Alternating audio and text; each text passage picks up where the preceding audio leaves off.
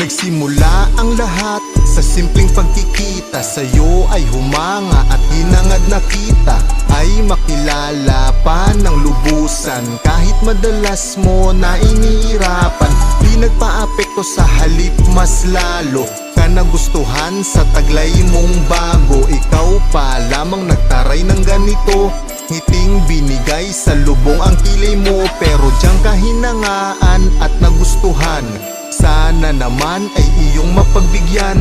Baduy man tingnan na ika'y magustuhan, wala ang pake, tunay ang naramdaman. Konting tsansa lang naman ang inaasam, mapakita ko lamang at maparamdam na ako ay tapat at hindi nagbibiro. Seryoso ako at hindi naglalaro. Alam mo, unang beses pa lang kitang nakita, sinabi ko sa sarili ko na ikaw na. Yung tipong nahanap ko na yung matagal kong hinihintay sa buhay. Ang pangarap na alam kong magkakatotoo na.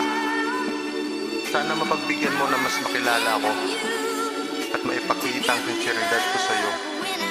Ang magkaroon ng pag-asa, ang ikaw at ako.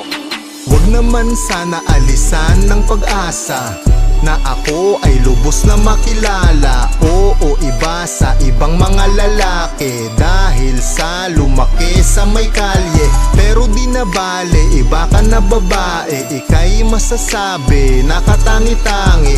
Di man matuwid ay handa kong tuwirin, di man matino ay handang patinuin. Kaya kong talikuran anumang gustuhin, sabihin mo lang ay aking tutuparin. Pagod na ako sa walang direksyon, ikaw ang kumpas sa paglalakbay ngayon. Konting tsansa lang naman ang inaasam, mapakita ko lamang sa'yo at maparamdam. Kung wala mang pag-asa ay sabihin na agad, nang di na umasa pa at labis maghangad sa iyo.